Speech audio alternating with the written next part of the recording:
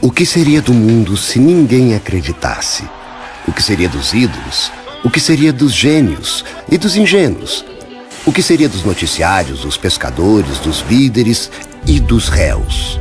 Se ninguém acreditasse, o que seria das fadas, da visão de raio laser, dos finais de filme e o abracadabra? O que seria do 1º de abril, do 25 de dezembro e dos 9 meses? O que seria da ciência?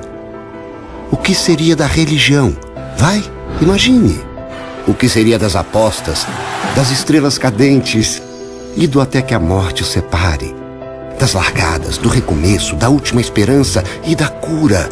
O que seria dos que chegaram ao fundo do poço, do reserva, do dia de amanhã, das contagens regressivas, do primeiro passo e do segundo? Dos amores, dos revolucionários, dos poetas, do Oriente, do Ocidente, da paz, dos sonhadores? O que seria da minha vida? O que seria da sua? Se você não acreditasse, o que você seria? Acredite em você.